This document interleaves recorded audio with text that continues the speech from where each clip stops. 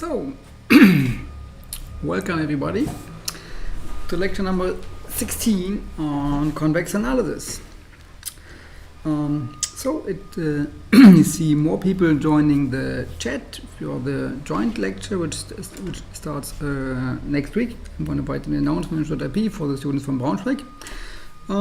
Okay, but so now I don't have a question in the chat, so you still may answer the one from last time if you like, and then in case we get some answers, I want to talk about it here. Otherwise, just think about it, but do not not think about it. Okay, so the topic of today's lecture is again Fenchel-Rockefeller duality. I show some examples, and I'm also show you the related optimality system. So know that that's always an important step when solving optimization problems. So if you have a problem you want to minimize or find the minimum, maybe with respect to constraints or whatever, and it's always good to know a way to check that what you came up with is kind of optimal. So sometimes there are guarantees which shows you an algorithm which comes with the guarantee says after so and so iterations you are so and so good, then that's good and well. Sometimes they are hard to come by, especially if you come up with new algorithms and want to at least see if they work or not. Then an optimality system is a system of equations or inequalities, or sometimes only inclusions, which tell you which are fulfilled if and only if something is an inclusion. Simplest case of an optimality system is Fermat's rule. X star is a minimizer of a convex function f if and only if 0 is in the subgradient of f at that x star. So if if you are able to calculate the subgradient of the function at some point, or at least characterize it, or at least show that at some point where you are, it's the case that 0 is in the subgradient of that point, then you can be sure that you're optimal. Okay. So what we'll see that sometimes this is not practical, sometimes it's not feasible to calculate the subgradient of the objective. And moreover, sometimes there are more elegant formulations which you may even use to derive algorithms for solving the problem. So, but first, let's come to the example. So the title is Examples of Duality, and with this I mean Fenchel-Rockefeller duality, and the other topic is optimality systems. Actually, yeah, it's more than one. There are two types of optimality system one can use for Fenchel-Rockefeller duality. So the first example is linear programming. So you may know this from the introductory lectures on optimization or from linear and combinatorial optimization. In case you don't know, no problem. So a linear optimization problem is the one where the objective is linear and the constraints are linear equalities or inequalities. So it looks like we minimize a linear function in a vector variable, which can be something like this. C transpose times x, or the inner product of C and x, so that's linear and f, and it's the only all scalar linear functions on Rn look like that.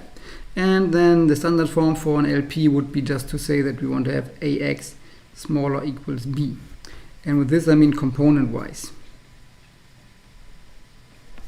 So all the components, so the first row of a times x should be smaller than the first entry in b. The second row of a times x should be smaller equal than the second entry in b, and so on and so forth. So what we have here, we need that C is an n vector, we need that A is an m by n matrix, and then of course B should be an Rm vector.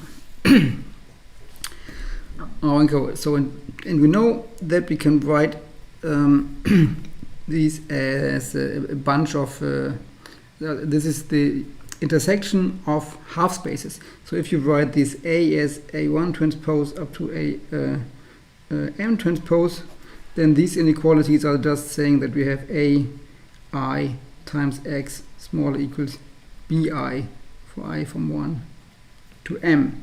So in all these inequalities define half spaces, so this is the intersection of half spaces.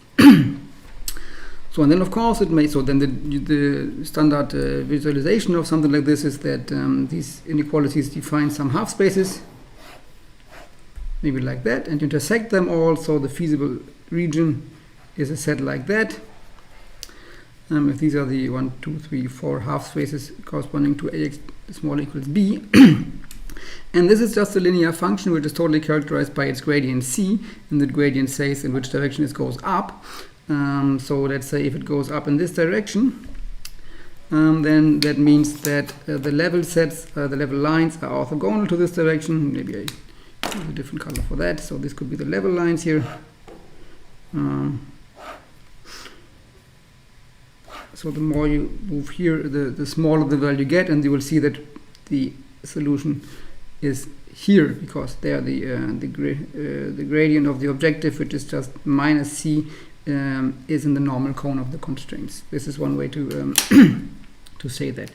So it looks like it's not that a difficult problem, because you only have to check the corners here of the intersection of half spaces, but believe me, it's not always that simple as in 2 dimensions. So let's see how we can work with this in the context of convex analysis. So linear functions are convex. So this is a convex objective, and this is also a convex constraint. It's the indicator function of this set, which is defined by the intersection of these half spaces. So it's convex also. Okay, so we write this. So how can we write this in the context of Fenchel-Rockefeller duality? So we should write it at f of x plus g of ax.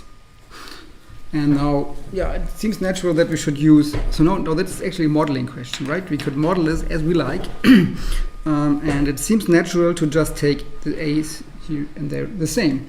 And we can do that. So what we can do, for example, is say that f is just that linear function here. And for g, let's say of y, we just take, we need to, how we say that, so we just need, so this is equivalent to say that ax minus b is smaller equals 0 component-wise. So we should model this as an indicator function of in Rm, and so on the so only the non-positive orthant in Rm, and we need that this is fulfilled. So we need that. Sorry, that was wrong. V. I wanted to use v here, sorry, because I need y for other purposes. So y minus b. Now that works. So then j of ax is ax minus b plugged into the indicator, and this gives a finite value if and only if ax minus b is non-positive, so it's smaller equals 0. And this is exactly the case what is described here in the constraint set. So this is the formulation as Fenchel-Rockefeller system, duality. In the Fenchel-Rockefeller way. And so what's the dual? Okay, the dual, for the dual we need the conjugates. So what is the conjugate of a linear function? And I guess you already talked about that in the exercise classes. Supremum of px minus cx, and you see that this is only 0 or infinity, and this is only 0 if p is equal c.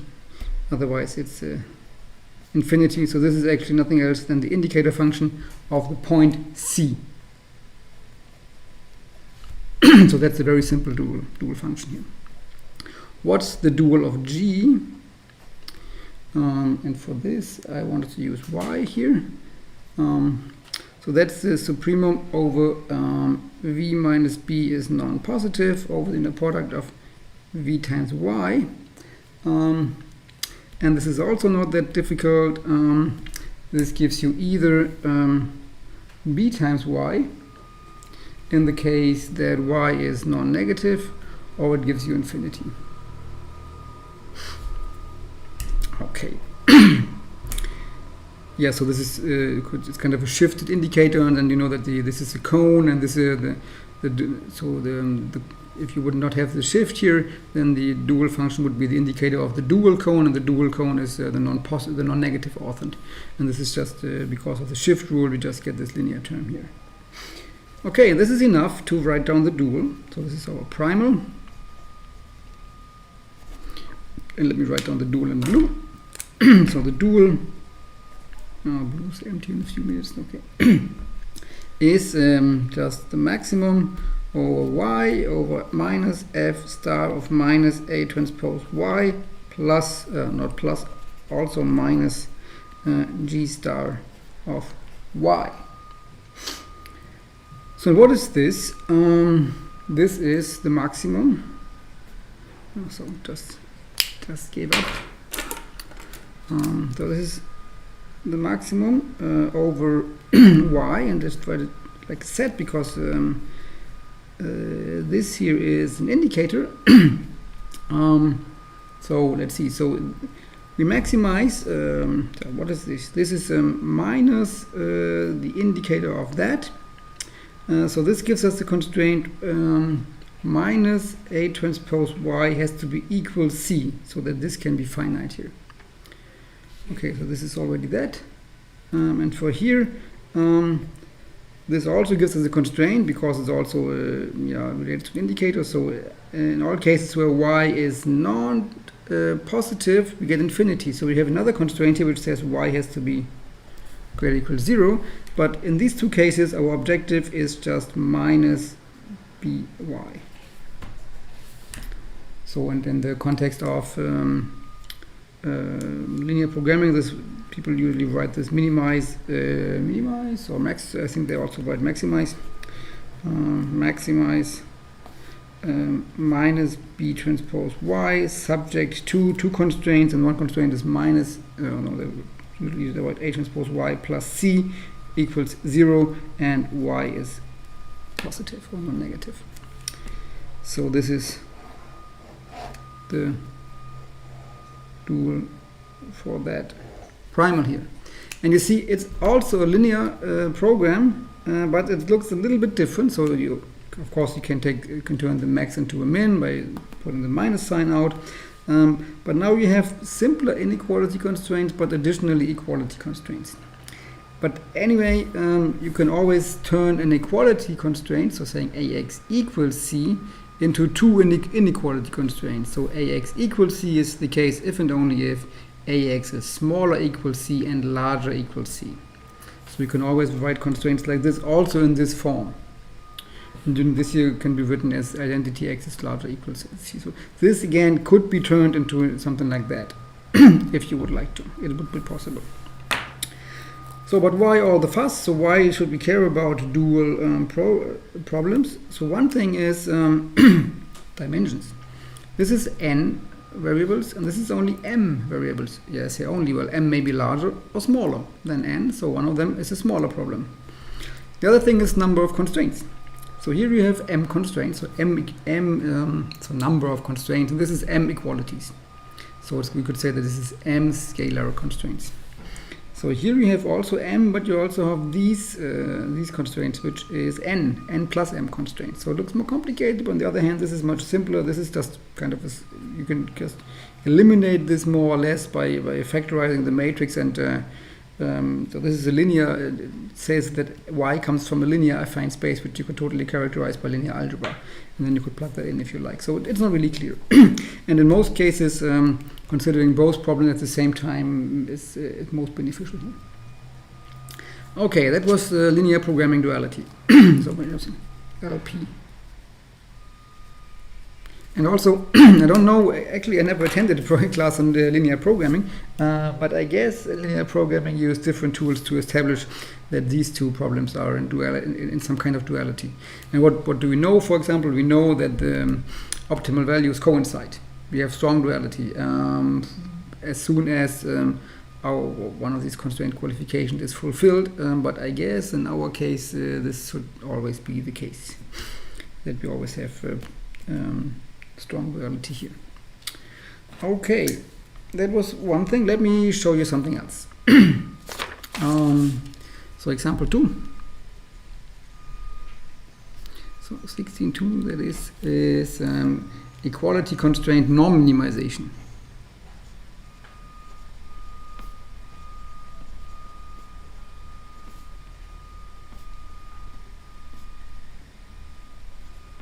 So, and this is the problem looks like you want to minimize the norm of x subject to the constraint that ax equals b. So again, we have x in Rn, a in M by N matrix, and B in Rm. In this case, this probably really makes sense when this has more than just one solution. So if it's inconsistent, then the feasible set here is empty and there's just no solution. If it's consistent, then it depends on the kernel of A. If the kernel is just 0, then this has a unique solution. Then that is the solution no matter what the objective would be, but it may well be that the solution set here is an affine space. And if it is, then you can do something, and you can kind of choose among the solutions, and of course you can chase the minimum, the least squares solution, which would say the solution which has the smallest 2 norms squared, but we can formulate this problem here with any norm here. And actually with different norms, it has different meanings. So this is just any norm for now. So it can be the 2 norm, can be the 1 norm, can be the infinity norm, can be any other norm which may be defined on Rn. So of course the norms are all equivalent, but equivalent is not the same. So the solutions of this optimization problem of course change when you change the norm. The solution with minimum 2 norm looks usually very much different than the solution with minimum infinity norm. So okay, how do we model this infinity Rockefeller? We take, of course, f of x is the norm, and we take g of, as we use v, is of course the indicator of the set B, of the set which contains B. So simple as that. So and then we have this again as minimum of f of x plus g of ax. Okay, so let's conjugate. So f star of p is nothing else than the supremum of p times x minus the norm of x over x. And so now we are kind of stuck because there's no way to write this down without knowing more about the norm here. That's actually not totally true, but let's first observe a few things. So norms are positively homogeneous, which means if you scale inside here with alpha, you get the absolute value of alpha outside. So you see that if you send x to infinity by scaling it up by doing lambda x, then these and that go to infinity both kind of linearly in the same order of magnitude. So it's always the case that the supremum can be plus infinity or 0. There's nothing in between because this both scale linearly. So if it's kind of positive here, what we have in the for a given p, we can make it positive. We can make it positive arbitrarily large. If we can only make it negative, then we can always make it 0 by choosing x equals 0. So this explains that the conjugate of this function here only assumes the values plus infinity and 0. And this is the case for all positive homogeneous convex functions.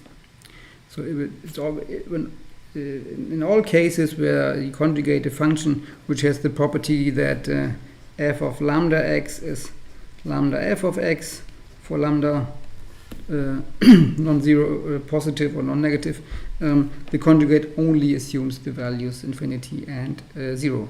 And the reason is, if you can find some x such as is positive, you can make it arbitrarily large by this technique.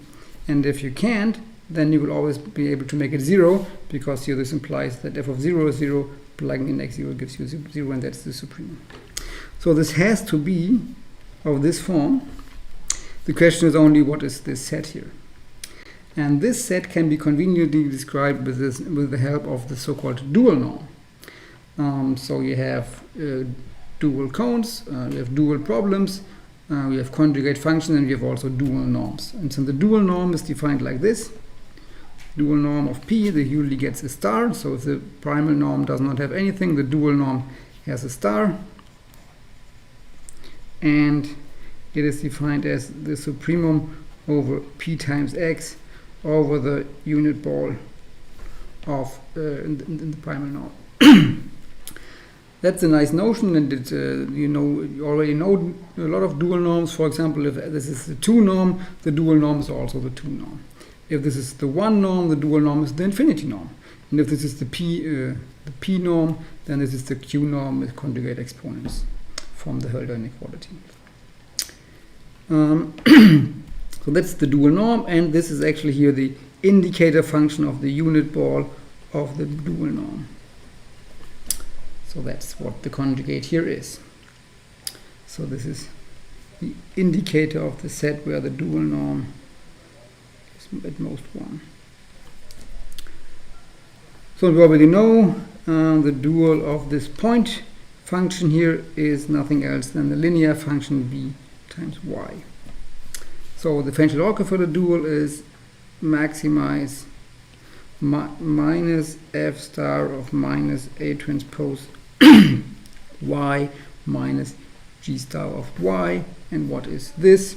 This is then maximize minus b times y over y, and then so this is just that, and this just gives us the constraint that the dual norm so such that the dual norm a transpose y is not larger than 1. So just write it like that, for example.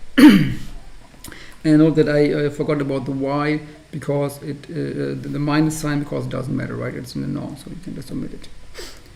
So yeah, this is a notably different structure. So here we have the norm is objective and the linear constraint. Here we have a kind of constraint set, which may be kind of non-linear and round, but we have a linear objective. Okay, let's do some special cases. So if this norm here is the one norm, do I do both of them?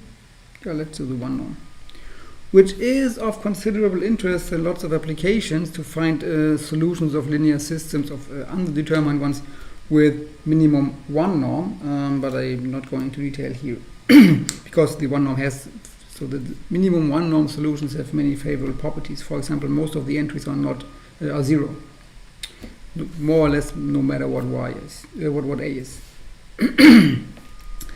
So what happens in this case? Then the primal is, of course, I just write it down, but nothing else really changes.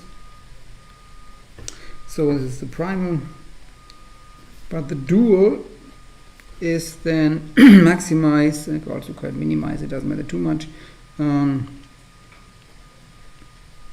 But the constraint set is now that the infinity norm of a transpose y has to be smaller or equal to 1. So the infinity norm here, because then the dual norm here is the infinity norm, or the maximum norm. And this means that this inequality here is actually a linear inequality, because it has to say that the entries of the vectors are at most 1. So this is the vector of all ones, this boldface 1 here, and can't be less than -1, but we can write as minus a transpose y is small equal 1. So the dual here is a linear program of the one norm minimization problem. We can write it down like that. These are our constraints, and this is the vector of all ones in both cases here. So this is the dual, and it's an LP, funnily enough. But this says us from the previous example that the primal is actually also an LP, or more like can be written as. This is often an important thing in optimization, that some optimization problem may have the property that it can be written in a different way in a different class of problems. So this looks like a like a convex optimization problem with linear objective, but in fact it can be written as a linear program.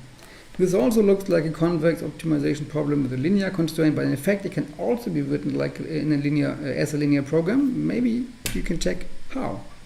Maybe you see a way to write this as a linear program, and the idea here is that you need a different set of variables to do that. Okay. This is not an exercise, but you may just check it if it's so. This is an LP, so there has to be a way. So, and if you don't have an idea how to reformulate this in LP, what you can do is to write this here in the LP standard form as we had, in the form of an LP like this, linear objective and just one set, and you need different matrix A. And then dualize again by LP duality as we've done on the previous page here. And then you get something else which has to be the same as this problem in some way. Okay, good. So that was the example. And now come for optimality systems. So if we again consider this objective in French-Rockefeller, and if we could apply, so let's say X star solves the minimization problem, then if we could apply all the rules for subgradients, so let's call this F for a minute, then of course this is a solution if and only if 0 is in the subgradient of this F at X star. And this holds under condition. So if we have the subgradient sum rule applies, and we can apply the chain rule for linear precomposed operators, then this would be equal to 0 is in the subgradient of F at X star plus not like that, but A transpose subgradient of G A X star. So that's an optimality condition in the sense that it's an inclusion which characterizes optimality for French-Rockefeller. But sometimes it's not really helpful. First, we need to check conditions such that this holds. But also, it's not really simple to work with here. This is maybe under your control or maybe simple to compute. But this guy here looks pretty awkward. So this is subgradient of something can be a kind of, it's a convex set, so it can be a little bit weird. So for example, the subgradient of the one norm or the infinity norm, for example, at 0, they look at most points look pretty complicated. And then you even apply a linear operator which made us tilt it around and may look very different. So it's not so simple to work with an inclusion like this. Okay, but for French-Rockefeller, we have a different way of characterizing optimality, and this is the topic of our proposition 16.3. So what we need? So we need F and G proper convex lower semi-continuous. We need strong duality. I forgot about the A, of course. Then the A is M times N such that it fits to the domains of F and G. Strong duality. And we also need and assume that the primal problem the primal has solutions. So what I mean by that is that we actually have the minimum of f of x plus g of ax, and it equals to the maximum over y of minus f star of minus a transpose y minus g star of y. So we assume that these two. So strong duality implies equality and maximizability here, and we additionally assume that we have primal solutions. So then x star y star is a saddle point of the Lagrangian, which is f of x plus ax times y minus g star of y, if and only if we have the following set of inclusions. Minus a transpose y star is in the subgradient of f at x star, and y star is in the subgradient of g at a at x star. So this is a decoupled optimality system, right? So they have here in this optimality, this characterization of optimality, you have all the things intertwined. You have f and a and g all intertwined in just one inclusion. Here it's kind of nicely decoupled, right? This is only one inclusion only contains one of the subgradients, which makes it much simpler to work with. You don't need these sum rules for that and the chain rules, but you still have, of course, the a has to appear somewhere. As a side remark, by subgradient inversion, we could write this a little bit different by rewriting the second with subgradient inversion here, which means that the first stays the same, and for the second we could also write that ax star is in the subgradient. Oh, this has to be. Oh, the g was correct. In the subgradient of g star of y star. This is correct here, the primal, here it's the dual, the conjugate. So this is by subgradient inversion.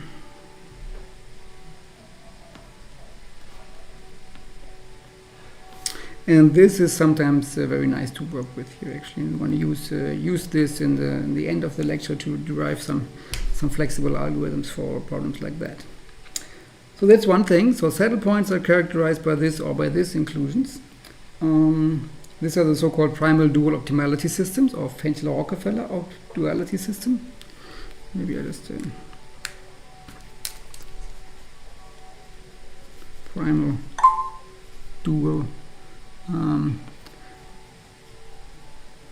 optimality system. This is how it's called. Okay, and this is also if and only if X star solves the primal and Y star solves the dual. More precisely, this reads as, so if X star solves the primal, then there exists a Y star such that this condition is fulfilled, and then the pair is a saddle point. And vice versa, if Y star solves the dual, then there exists an X star such that this system is fulfilled, and then the pair is a saddle point. Okay, so this is the drawback of this thing. If you only have a primal, you cannot certify optimality with this. You also need a dual variable, which then fits for both of this. But this sounds like it's more complicated, but actually many algorithms automatically give you something like a dual variable which you could use to test optimality, and often the algorithms are in the way that they solve the primal and the dual simultaneously. Okay, let's check how this is proven. And the catch lies in, or the idea is basically to use the no-duality gap. So you know that X star, Y star is optimal, or saddle point, as they call it, optimal, primal, and optimal, if and only if the primal and the dual value are equal, which means you have minus F star minus A transpose Y star minus G star Y star equals F of X star plus G of A X star. So what we do now is we add and subtract some term, and this term is minus A transpose Y star X plus A transpose Y, and I just move the matrix to the other side, giving Y star AX. So why do we do that? Let's have a close look. We have this and this and this. These three terms. No, I take this and this and that. Maybe I just circle them. So this term, that term, and this term here. And what we know is from Fenchel inequality, this plus this is larger than that. So we could move this to the right hand side, and on the right hand side you'd have this plus this. It is larger than that. But also you have this plus this is larger than that.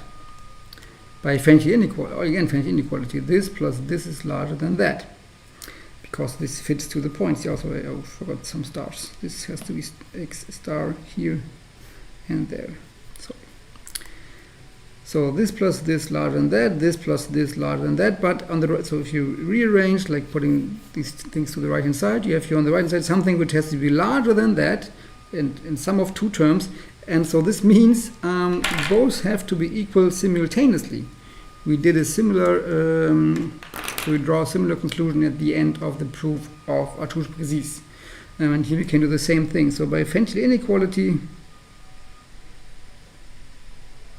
we know that we have equality in the cases minus A transpose Y star X star is equal F of X star plus F star of minus A transpose Y star, and simultaneously Y star AX star is equal to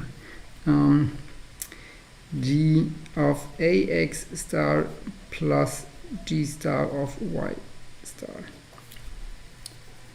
So we have to have equality here. There's no other way. So, but then now it's fancy. Equality says we have equality here if and only if this is in the subgradient of that.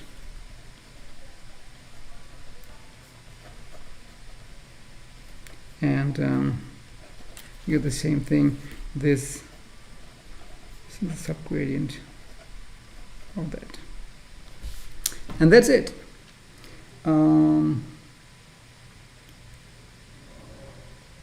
Yeah, and the other way around works exactly the same, right? The other way around is even simpler. If this is fulfilled here, then the differential equality, we have that. And then we can add these two things and see that this cancels out, and we have that, and then we have no duality gap. So this is actually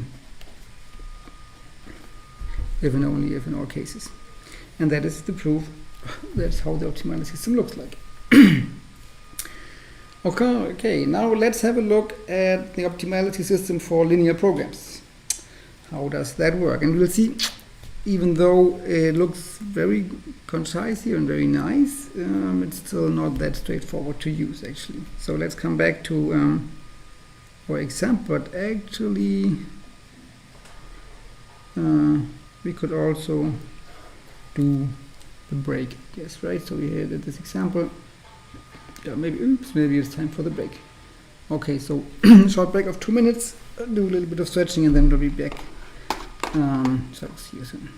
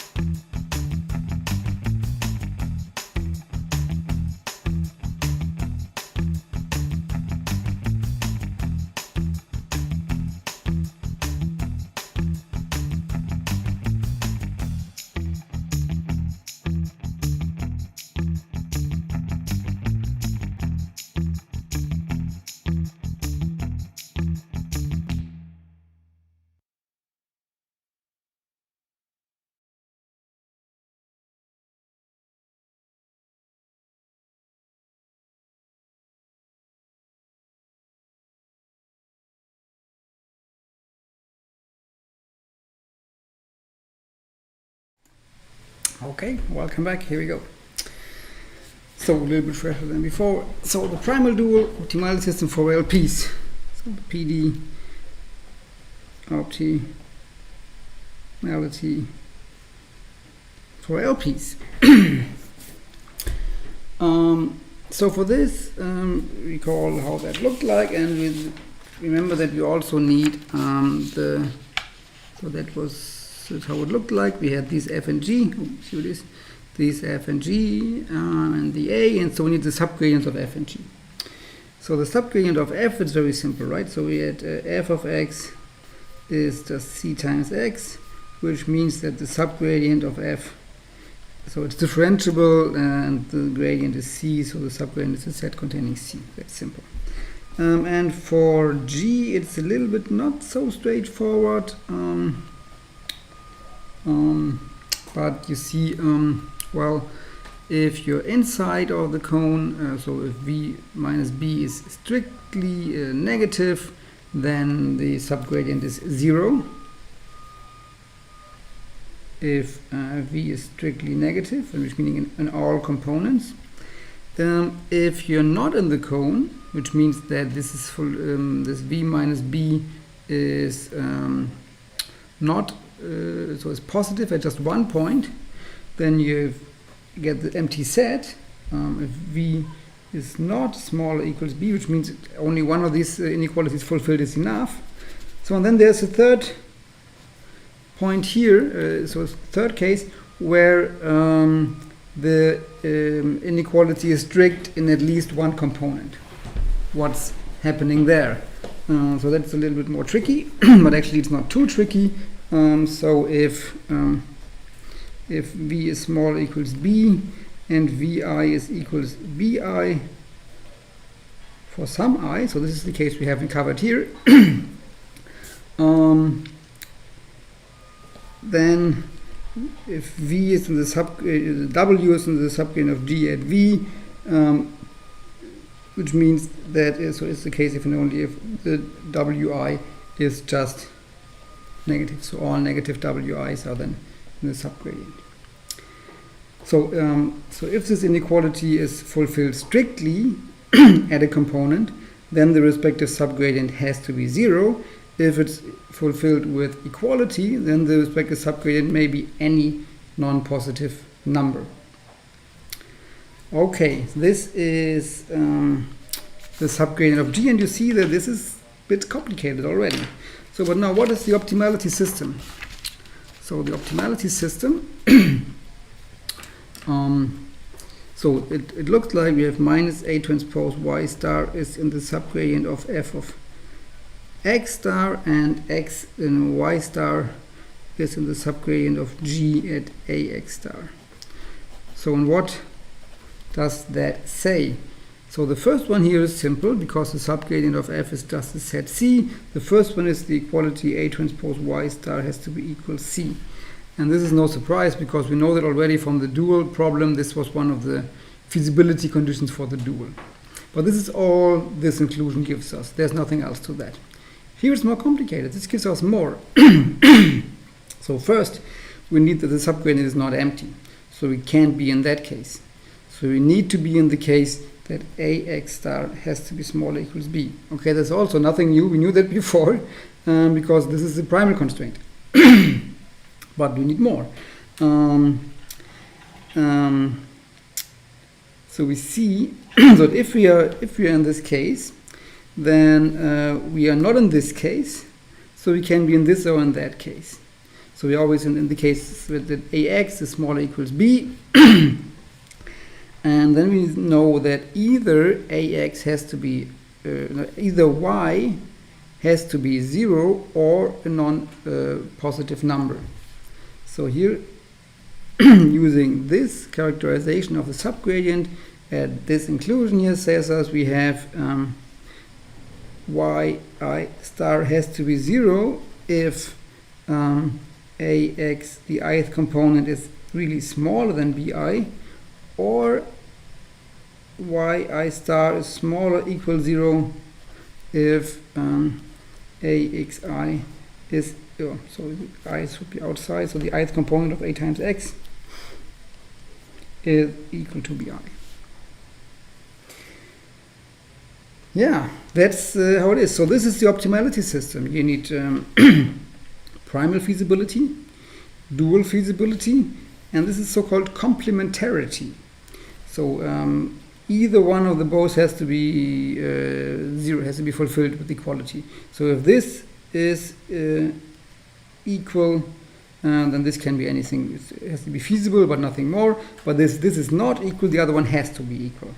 This is meant by complementarity. One of the two conditions has to be fulfilled with equality.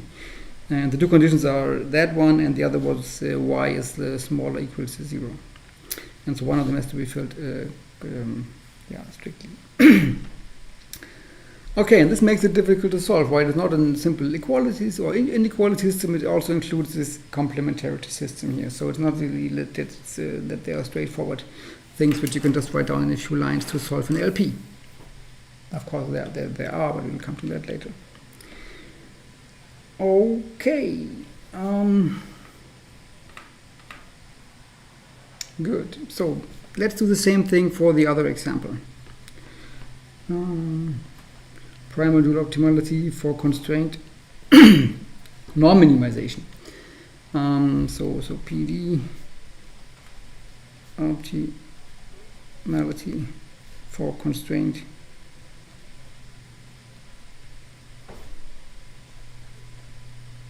norm minimization. So we had yeah, we do the same thing, and the conditions are minus A transpose Y star is in the subgradient of f of x star, and y star is in the subgradient of g of ax star. So, and this imply two things in this case. So the first here, our f is just the norm. This gives us minus A transpose Y star is in the subgradient of the norm of x star. That is simple. And here it's even simpler because g was the indicator function of just a point. And so the subgradient is either the full space or it's empty. So it can't be empty because we have something in here in case of optimality, so it has to be the full space. But if it's a full space, the y doesn't play any role. We only need that this is ax star is in the domain of g, and this was just ax star is equals b.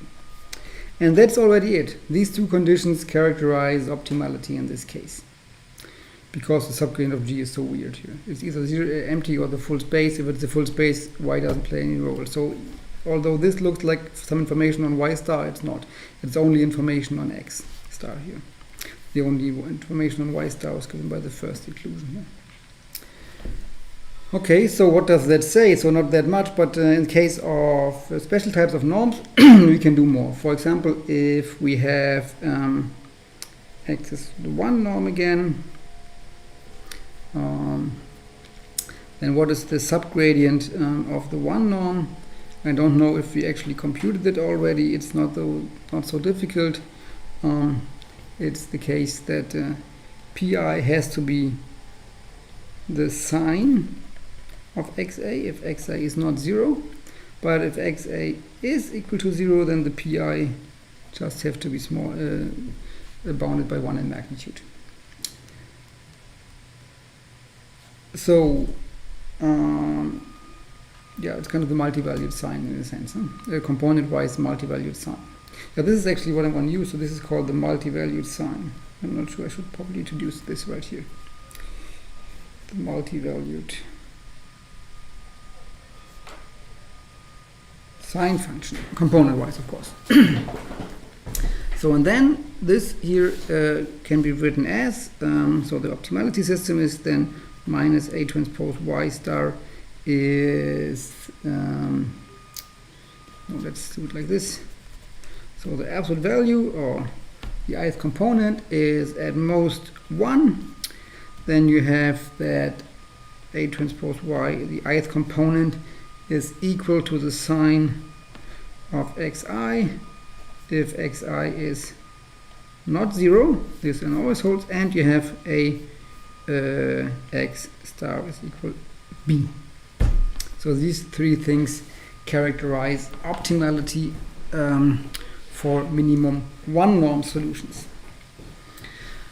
And you see, it's again not so simple because you have this if condition in here, so it's not really so straightforward to solve. But you see, one more thing: if you would know the places where the I is non-zero, then it would be simple, because then this would give you an equality system, and it's a subsystem of A transpose Y equal to the sine of x.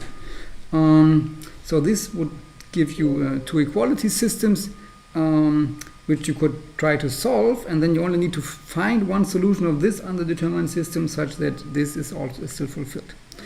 So if you would know the sines of xi, That would be simpler. But of course, we don't know them beforehand. Another simple case is when, and this have to write this in quotes, if the norm would be the 2 norm. Because in the 2 norm, you would really not use the 2 norm in the objective, but you would use that one here, 1/2 2 norm squared, because the set of minimizers is the same, right? 1/2 in the objective doesn't change the set of minimizers, and squaring the norm also doesn't change the minimizer because it's a monotone function on the non-negative numbers.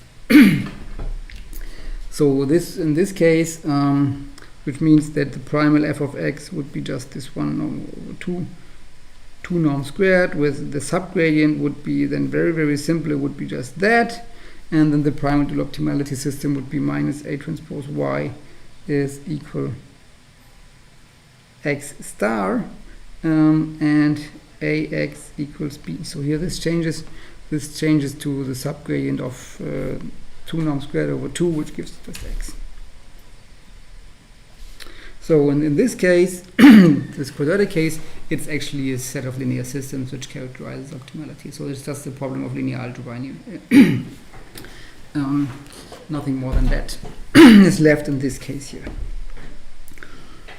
Okay, and you could even plug this in here, and you would get minus a transpose y star has to be b. Solve that for y, plug it in here, and get x star. So this is something that you can do. Okay, so this is all nice and well, but it's still not really clear, so why should we care? So of course, these optimality systems sometimes look nice, and at least they're simple to check, right? If you have a pair x and y, you can just check. Of course, you could also check the primal dual optimality gap, which is the primal the value of the gap. And if this is small, then you can be sure that you're maybe not too far off from a real solution, kind of. So that's one thing why primal optimality is nice. Often just the dual is also it's a nicer problem. We talked about that a little, and you will see one more example in the exercise classes actually, where you will see a problem where the primal problem is it's a convex optimization problem with linear constraint, but it's non-smooth with linear constraints. But the dual is a smooth, unconstrained problem, which is much simpler to solve algorithmically. For example, for this we just can do gradient descent, which you already know. Okay, but one more thing is that in some cases it happens that a solution of one problem automatically gives you a solution of the other problem. So for example, it would be nice if you're in a situation that the primal problem is complicated, the dual is nice, solve the dual, but then what do? You have now a dual solution. And sometimes it's the case that a dual solution automatically gives you a formula how to compute a primal solution. And we can even see that from the optimality system. For example, maybe from here you could reformulate this here as by again subgradient inversion. It says that x star is in the subgradient of f star at minus a transpose y star. So if you have a dual solution, you only need to plug it into f, evaluate the subgradient there, and anything which lies in there gives you a primal solution. And sometimes it's the case that the subgradient here is very simple to compute, and for example when it's just a gradient. If f star is differentiable, then any primal solution gives you a unique corresponding, any dual solution gives you a unique corresponding primal solution. So and maybe we should just, so the observation which you made here, if f star is differentiable,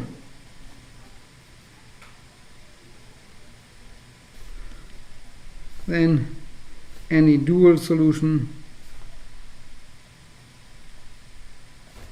y star gives unique corresponding primal solution via y star is equal to the gradient of f star at minus a transpose y star. Okay, it would be nice if you would know when this is the case. Okay, and there's a proposition for that. Comes here. 16.6. So if f from Rd to R is proper convex lower semi-continuous, and the first observation is then the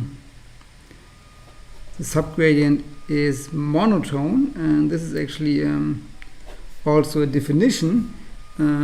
What does it mean? So monotone.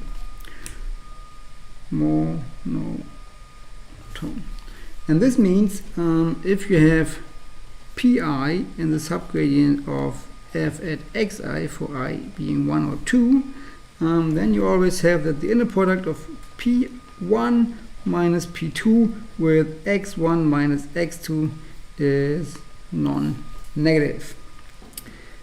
That is monotonicity of a map. We'll come to that later. We'll have a full section kind of, or a full part of the lecture dedicated to monotone operators. The reason why this is called monotone is kind of if you're in the scalar case, which means d equals 1, then this is just a product of numbers here, and if the product this times this is non-negative, meaning that the difference here has the same signs, meaning that if p1 is larger than p2, then x1 has to be larger than x2. So the map which maps x to p is increasing. And that is a multi-dimensional generalization of this idea.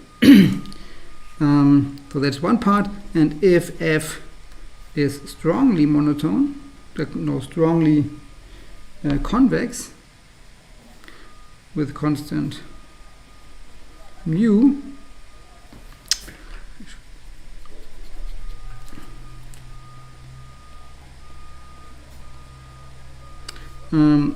then you even have in the same situation here that p1 minus p2 times x1 minus x2 is largely equal mu times x1 minus x2's 2 norm squared.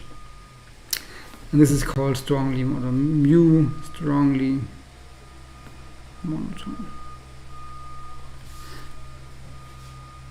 Okay, so let's prove this. This is pretty straightforward.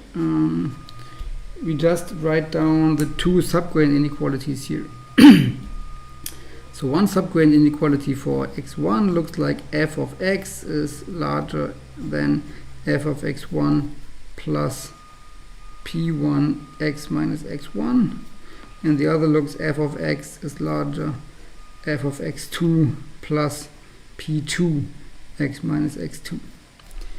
So they hold for all x. And now the idea is to use x2 in here and x1 in there. And now we just add them up. And if you add them up, you get these guys here on both sides, so you can cancel them afterwards. So you have 0 is larger than adding these p1 x2 minus x1 minus p2 x2 minus x1. So I swapped here that they get a minus here, so then I could just join them, and this gives p1 minus p2 times x2 minus x1, and this is exactly what you wanted to have. Okay, so what about strongly convex? So this is the first part of the proof. The second part is something with x. F is mu strongly convex. Then you have that f minus the map g of x defined as f of x minus mu over 2 x2 norm squared is convex. So then apply, and what is the subgradient with subgradient of g would be pi plus mu times xi, so no plus minus, sorry, minus is in the subgradient of g at x. This is because this here is continuous everywhere, so and then the subgrade sum rule applies. So I now just apply first point to this. This gives you the equality with the mu's on the right side, because you kind of here get it as an additional x1s and x2s, which leads to this additional norm. And subgradients of strongly convex functions are strongly monotone, but you actually wanted to prove something else, and this is this here. So when is the subgradient single valued? So if f from Rd to R bar is proper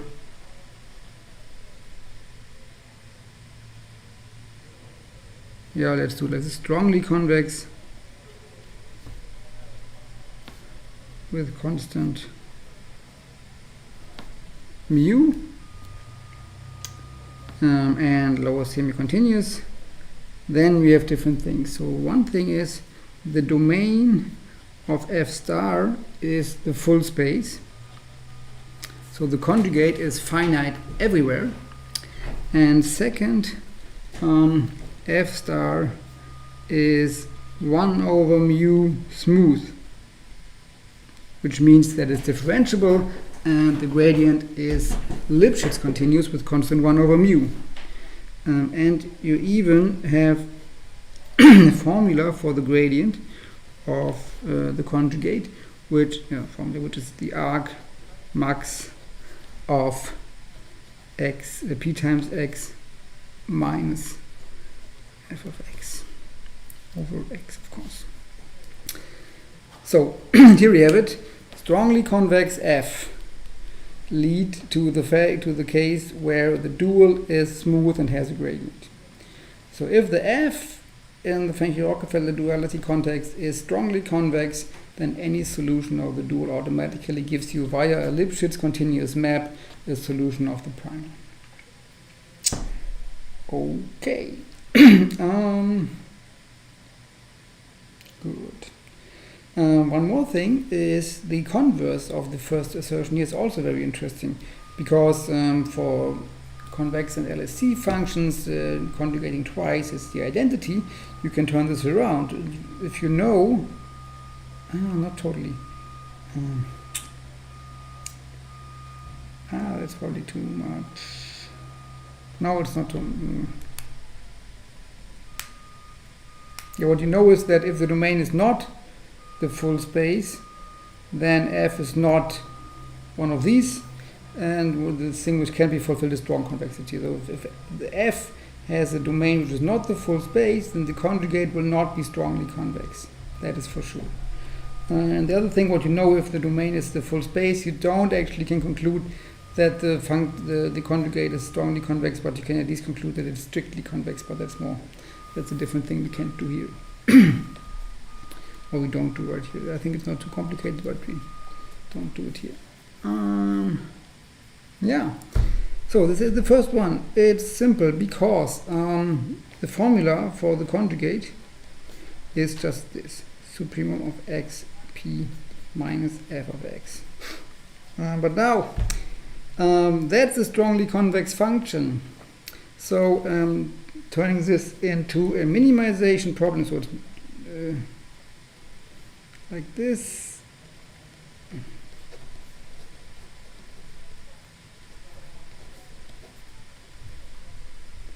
And here I can safely write minimum, because minimizers exist because of strong convexity. So strong convex plus linear, it's still strongly convex, and strongly convex functions always have minimizers when they are lower semi-continuous. So minimizers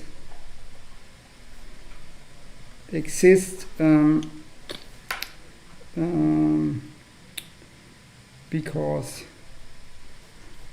f is mu strongly convex and lower semi-continuous. You even know that it's unique, that the arc max is unique, but we will need this later on, not here. And this already is enough, right? This says that no matter what p, minimizers always exist, and this will always be a finite number. So this is always smaller than plus infinity. Okay, that was already it. So you give a finite value for the supremum. The second assertion here with the smoothness goes like that.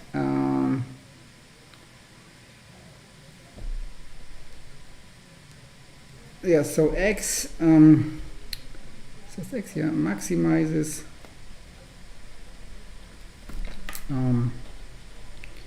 px minus f of x exactly if p is in the subgradient of f at x, which is exactly then the case if x is in the subgradient of f at p star conjugate. So, but now strong convexity of f shows you that minimizers or maximizers of this are unique. So strong convexity implies maximizers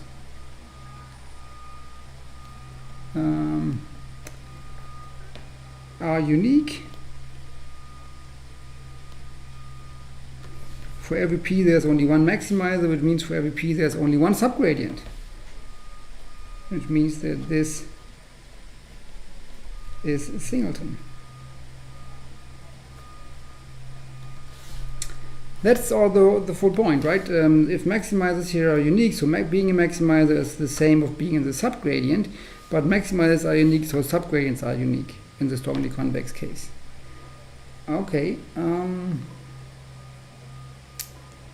And then we have proposition 9.7, which implies if if subgradients are unique, the function is differentiable at that point.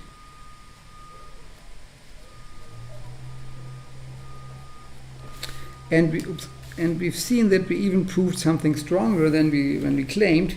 So the differentiability of the dual, we only need that maximizers here are unique, and for that we only need that, for example, strict convexity plus enough coercivity. So if you always have solutions and know they are unique, for example, by strict convexity, then the dual is automatically differentiable, which is pretty nice. Okay.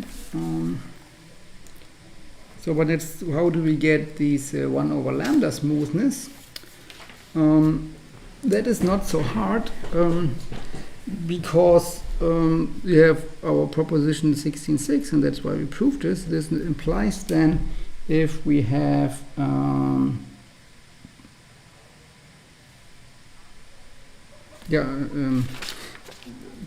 forgot, we can even prove a little bit more, and we already know then that the gradient of f star of p is actually equal to that x, to the maximizer. So we also proved that this formula here is also proved right now.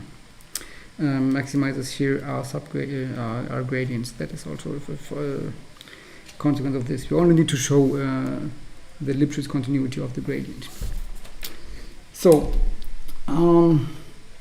proposition 16.6. So if we have p in the subgradient of f at x and p prime in the subgradient of f at x prime, then it holds that p minus p prime times x minus x prime is larger or equal to mu times x minus x prime, 2 norm squared.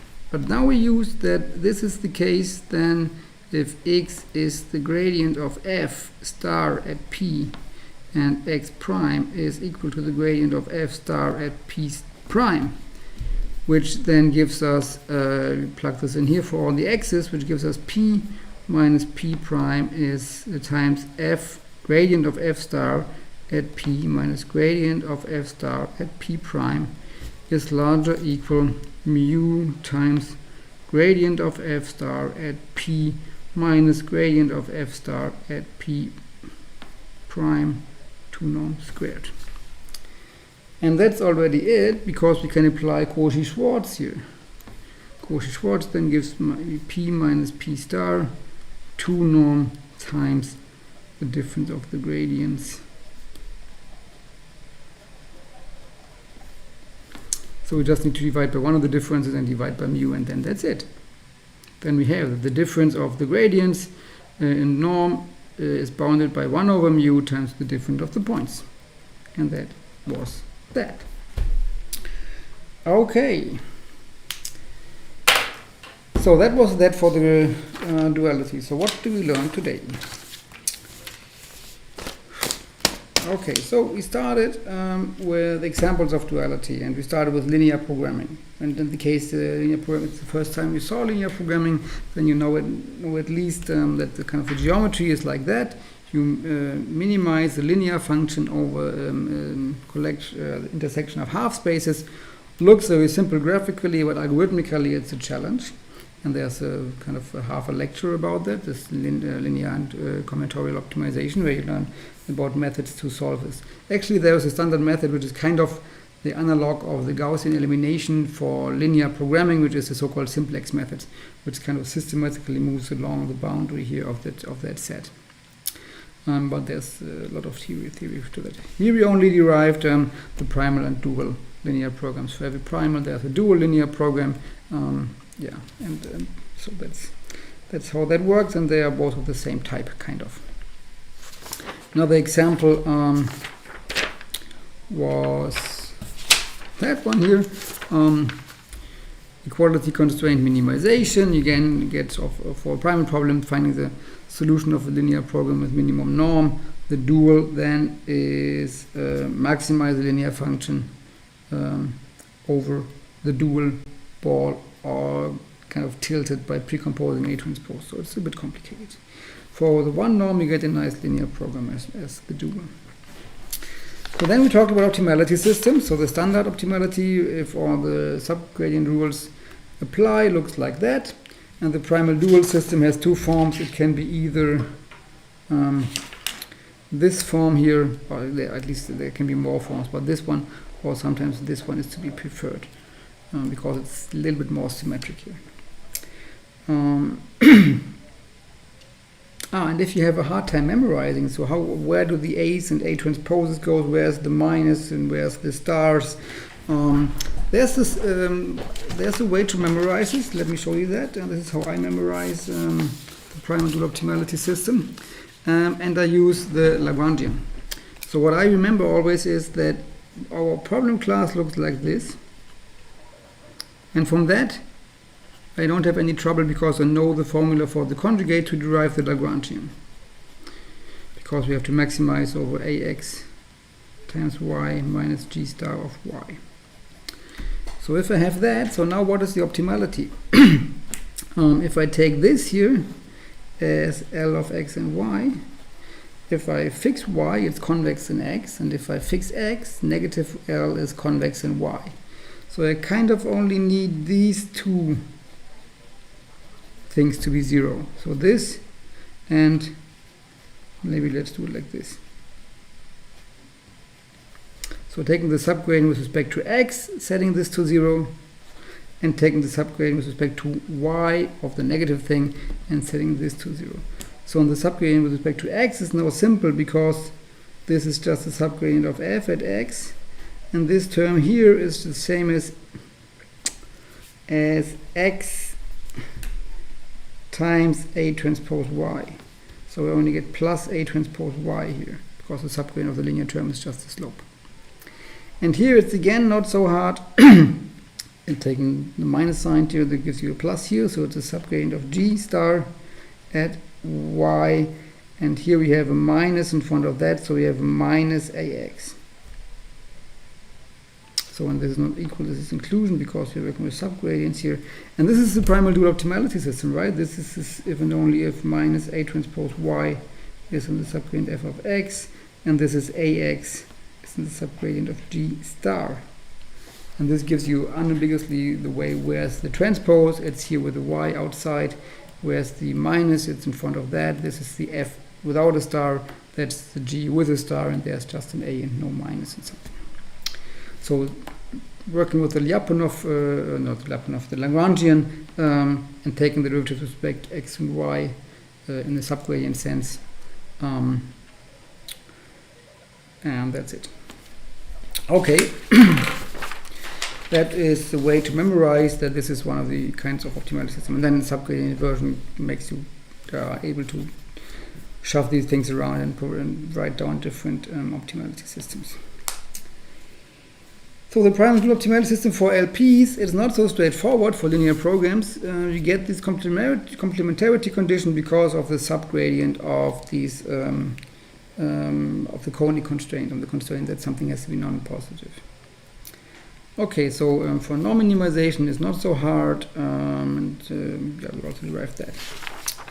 And then one observation is sometimes one of these elements of the Primal Dual Optimality system allows you to move from one side to the other. So for example, from a dual to a primal solution, if f star is differentiable, and then there's one way from the dual to the primal.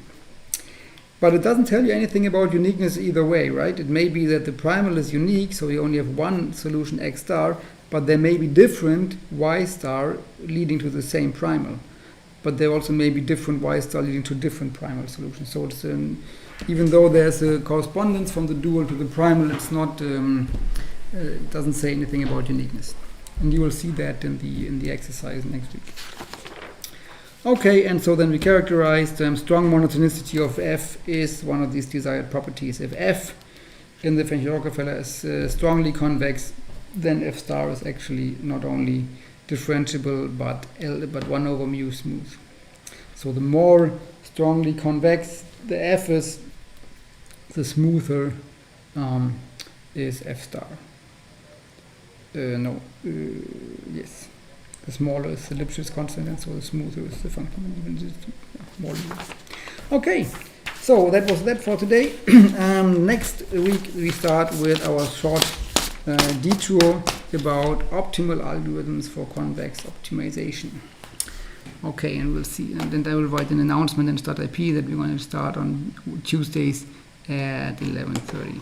And for the people from Ames, if there are anybody listening right now, we have our first meeting next Monday at 11:30, all Central European Daylight Saving Time. Okay, see you.